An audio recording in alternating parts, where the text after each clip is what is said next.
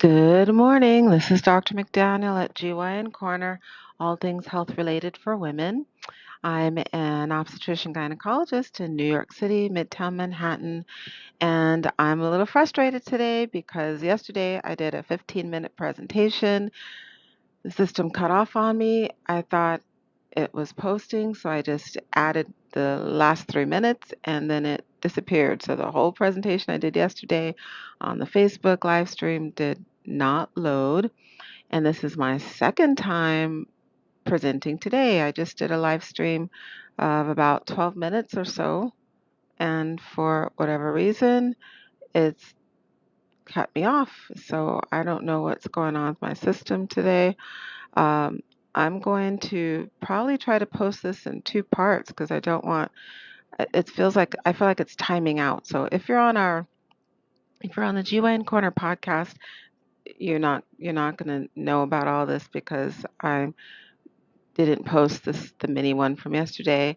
If you're on the YouTube, same story. It's only the Facebook because I'm doing these live stream on the Facebook. So now I'm trying to talk fast and I'm trying to hold this to like maybe 6 minutes or 7 minutes and see if I can post it and then maybe do another 5 minutes to piece them together. So we'll see how this goes. I'll try to do a brief recap of the PCOS, polycystic ovarian syndrome, or polycystic ovarian disease is a disease manifested by a conglomerate or a series of medical issues. So predominantly, I always break it into the three platforms. The first one is hyperandrogenism. The second is insulin resistance. And the third is anovulation or anovulatory cycles. Sorry.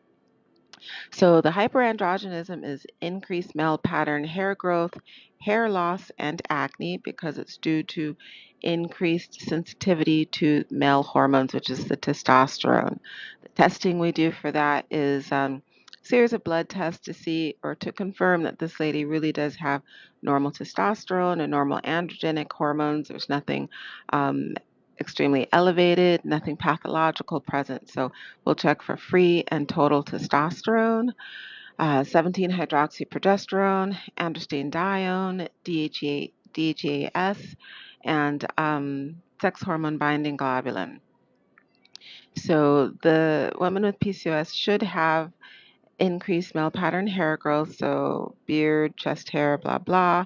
And then she should have hair loss, so male pattern balding, and increased acne due to normal levels of testosterone, usually upper limits of normal, but not abnormally elevated, but increased sensitivity to those normal levels on her skin.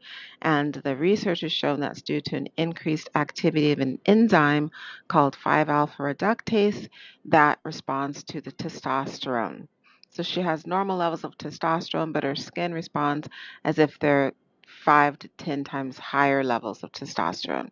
However, women with PCOS do not have virilization or very masculinizing effects from the testosterone. So they don't have really deep voices and they don't have enlarged clitoris or clitoromegaly. You see that in women who take anabolic steroids for weightlifting. They'll often have a deeper voice than the average woman, and they'll have an enlarged clitoris. Sorry. Second part is the insulin resistance.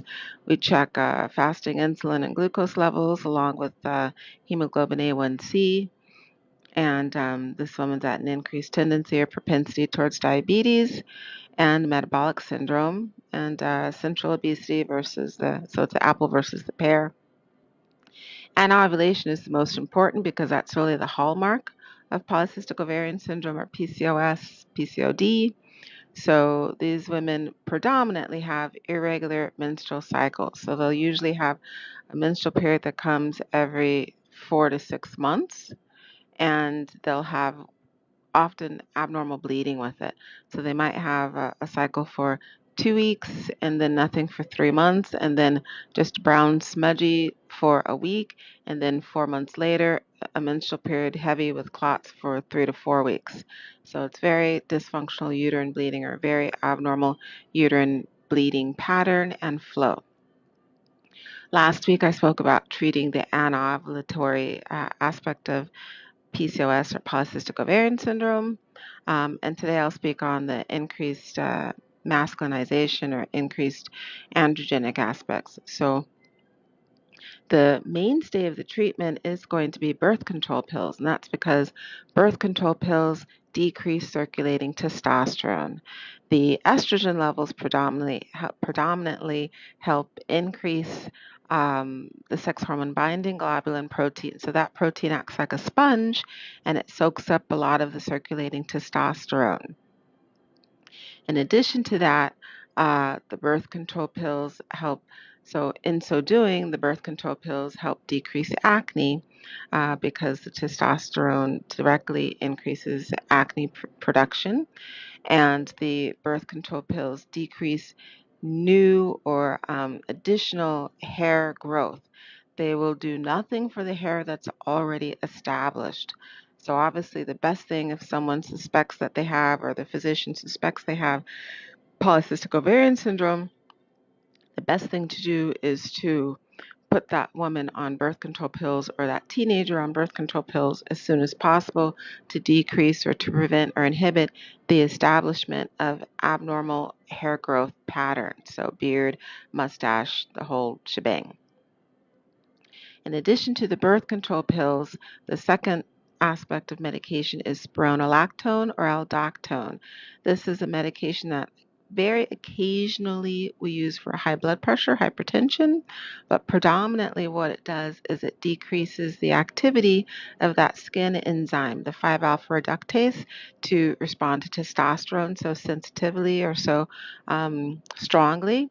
So the spironolactone decreases the response of your skin to those decreased levels of testosterone due to this birth control pills. So the birth control pills decrease the amount of testosterone that's circulating, and then the spironolactone decreases the response of the skin to that already lowered testosterone. So those are a dynamic duo, and they work really, really well at decreasing acne and decreasing increased hair pattern.